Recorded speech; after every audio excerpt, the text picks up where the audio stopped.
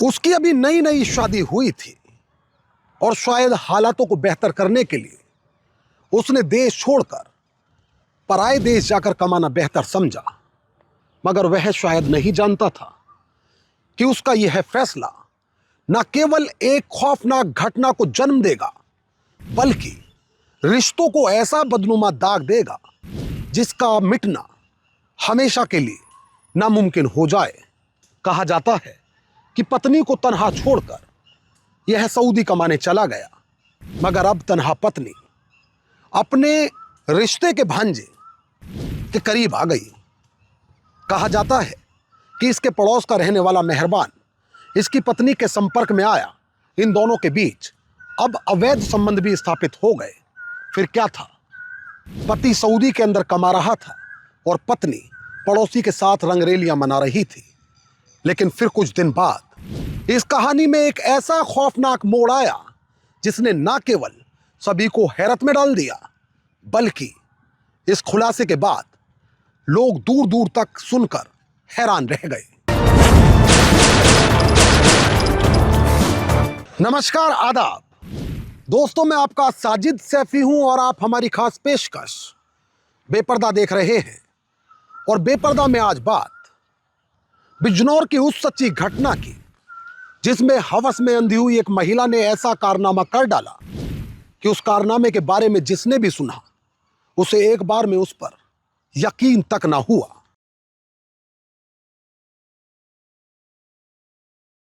तारीख 28 अप्रैल 2025, वक्त रात के करीब 8 बजे। स्थान असगरपुर के जंगल, किरतपुर, बिजनौर, यूपी। आसमान अब अंधेरे की चादर ओढ़ चुका था।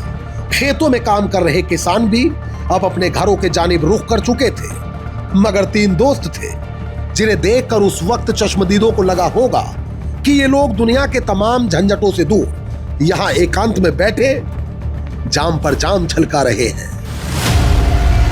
दरअसल आज सरे शाम से ही इनके द्वारा पार्टी की तैयारी की जा चुकी थी। शायद यही कारण है कि यहाँ मौजूद किसान भी इनके हंसी ठहाकों की आवाज महसूस कर रहे हैं। माहौल भी काफी खुशगवार मालूम पड़ता है। मगर ये क्या, यहाँ एक के बाद एक चली कई गोलियों की आवाज ने न केवल थोड़ी ही देर में यहाँ दहशत फैला दी बल्कि आसपास के खेतों में काम कर रहे लोगों को भी स्तब्ध कर दिया। बट वेट, जिस वक्त यह खौफनाक घटना हुई उस वक्त यहाँ बैठे वो 3 दोस्त कहाँ थे?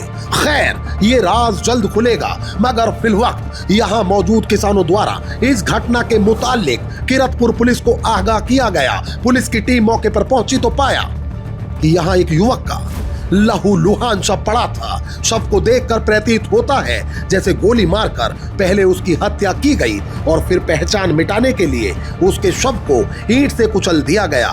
इतना ही नहीं, साक्ष्य जमा करने के लिए क्राइम सीन पर पहुंची फॉरेंसिक टीम ने इस दौरान पाया कि मृतक के गले और चेहरे को पीले रंग के कपड़े से बांधकर उसके शव को झाड़ियों में फेंका गया है। क्या पीले रंग का इस अंधे कत्ल से कोई खास ताल्लुक है? क्या पीले रंग का कपड़ा वहां छोड़कर कातिल पुलिस को कोई मैसेज देना चाहते थे? क्या पीला रंग इस घटना की प्लानिंग का हिस्सा है या फिर इस सिमत गौर करना भी वक्त की बर्बादी है?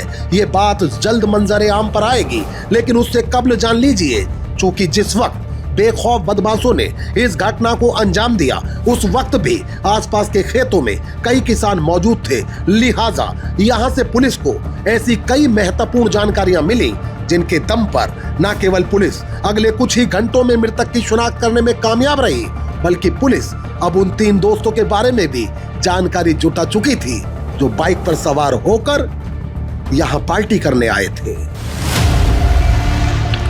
दरअसल मृतक की शिनाख्त बिजनौर के ही मोहल्ला अफगानान निवासी फारूक के रूप में हुई, जबकि पुलिस को सूचना देने वाले किसानों ने पुलिस को बताया कि मोटरसाइकिल से 3 लोग आए थे, लेकिन फायरिंग की इस घटना के बाद महज 2 ही लोग वापस लौटे। यानी अब तक साफ हो चुका था कि पार्टी कर रहे 3 लोगों में से एक को कत्ल किया गया था। मगर क्यों? बस यही तो पुलिस को पता लगाना था। इस ब्लाइंड मर्डर मिस्ट्री को सुलझाने के लिए जहां मुख्तलिफ दिशाओं में जांच का आगाज किया गया, तो वहीं इसके साथ ही पुलिस ने उस रोड पर पड़ने वाले सीसीटीवी कैमरों की फुटेज भी चेक की, जिस रास्ते से मृतक अपने 2 अन्य साथियों के साथ बाइक पर सवार होकर आया था। उधर खबरियों से जानकारी जुटाने पर पुलिस को ज्ञात हुआ कि मृतक फारूक के साथ दिखने वाले दोनों लोग उसी के मोहल्ला निवासी मेहरबान और उमर हैं। मगर सवाल है कि इन दोनों की आखिर फारूक से ऐसी क्या दुश्मनी थी जो इन्होंने फारूक को मौत के घाट ही उतार दिया। खैर, कहानी के इस पहलू पर हम जल्द वापस लौटेंगे, मगर उससे पहले आप जान लीजिए कि अब मुखबिर की सूचना पर पुलिस मेहरबान और उमर की घेराबंदी कर चुकी है। तारीख 29 अप्रैल 2025, वक्त रात का पहर, स्थान अमन कॉलोनी, नजीबाबाद रोड, बिजनौर। मंगलवार को किरतपुर पुलिस ने नजीबाबाद रोड स्थित अमन कॉलोनी के बाहर एक विशेष चेकिंग अभियान चलाया है। मालूम पड़ता है जैसे अपने मुखबिरों से मिली जानकारी के बाद यहां गश्त बढ़ाया गया हो, चूंकि उस रात वो घड़ी भी आई जिसका पुलिस महकमे को बेसब्री से इंतजार था। दरअसल चेकिंग कर रही टीम को मेहरबान और उमर बाइक पर सवार होकर उधर आते दिखे। काबिले गौर है ये दोनों वही हैं जिन पर फारूक के कत्ल का इल्जाम है, और तो और ये उसी बाइक पर सवार हैं जो घटना में इस्तेमाल की गई थी। पुलिस के मुताबिक जब पुलिस की टीम द्वारा इन्हें रुकने का इशारा किया गया तो इनके द्वारा पुलिस पार्टी पर फायर झोंक दिया गया। जवाबी कार्रवाई में मेहरबान के दाएं पैर में गोली लगी। इस दौरान पुलिस ने दोनों को गिरफ्तार कर लिया। पुलिस ने आरोपियों के पास से तमंचा व कारतूस बरामद किए और फिर एक ऐसी कहानी से पर्दा उठा जिसे सुनकर आप दांतों तले उंगली चबा लेंगे। कहा जाता है कि मृतक फारूक और अमरीन की निकाह को 7 साल बीत चुके हैं। उनको एक बेटी और एक बेटा है। मीडिया रिपोर्ट्स के अनुसार निकाह के कुछ दिनों बाद ही फारूक कमाने के लिए सऊदी चला गया। अब उसकी पत्नी घर में अकेली रहती थी। कहा जाता है कि इस दौरान फारूक के पड़ोस में रहने वाले उसके रिश्ते के भांजे मेहरबान से अमरीन की नजदीकियां बढ़ गईं। धीरे धीरे ये रिश्ता एक नाजायज रिश्ते में तब्दील हो गया और इसके बाद अब अक्सर अमरीन पति के पीठ पीछे उसके भरोसे को उसी के बिस्तर में रौंदने लगी। कहा जाता है कि इस शादी के करीब 3 साल बाद जब वह वापस इंडिया आया तो फारूक को पत्नी और मेहरबान के नाजायज रिश्ते के बारे में भनक लग गई। अब उसने न केवल इंडिया में ही रहकर गाड़ी चलाने का फैसला किया, बल्कि अब वो अमरीन पर नजर भी रखने लगा। कहा जाता है कि धीरे धीरे उसकी रोक टोक बढ़ती जा रही थी और अब अमरीन को यह बात नागवार गुजरने लगी। वो हर कीमत पर मेहरबान से मिलना चाहती थी। मीडिया रिपोर्ट्स के अनुसार इसी के चलते अमरीन ने न केवल एक खौफनाक साजिश रची, बल्कि उसको बखूबी अंजाम देने के लिए कहा जाता है कि अमरीन ने मेहरबान को अपने कानों के कुंडल दी और कहा कि इन्हें बेचकर एक तमंचा खरीद लो जिससे उसके पति फारूक को कत्ल कर डालो। षड्यंत्र के तहत मेहरबान ने अपने साथी को साथ लेकर फारूक को शराब पिलाने के बहाने वो लोग जंगल में ले गए। पहले इन लोगों ने शराब पी और जब अंधेरा हो गया तो इन्होंने फारूक की गोली मारकर हत्या की और फिर उसके चेहरे को ईंट से कुचल दिया। दरअसल हत्या आरोपी मेहरबान मृतक फारूक का रिश्ते का भांजा था। मीडिया रिपोर्ट्स के अनुसार 30 अप्रैल यानी बुधवार को पुलिस ने इस हत्याकांड का खुलासा करते हुए बताया कि पुलिस की पूछताछ में कातिल पत्नी अमरीन ने पुलिस को बताया कि निकाह के बाद फारूक सऊदी चला गया था। इस दौरान मेहरबान से उसकी नजदीकियां बढ़ गईं। चूंकि पति बाहर था, लिहाजा ऐसे में उन्हें कोई रोकने वाला नहीं था। ऐसे में यह बहुधा बदनाम रिश्ते जिया करते थे। 3 साल पहले फारूक सऊदी से लौटा तो उसे इन दोनों के रिश्ते की भनक लग गई। शायद यही कारण है कि उसके बाद वह सऊदी वापस नहीं गया। वह यहीं रहकर टाटा मैजिक चलाने लगा। इसके बावजूद पत्नी और मेहरबान के रिश्ते जारी रहे। खबरों के मुताबिक मृतक फारूक पत्नी अमरीन और मेहरबान के अवैध संबंधों में बाधक बन रहा था। मेहरबान को लेकर अमरीन और फारूक के बीच विवाद रहने लगा, जबकि अब फारूक ने अमरीन के घर से बाहर निकलने पर भी पाबंदी लगा दी।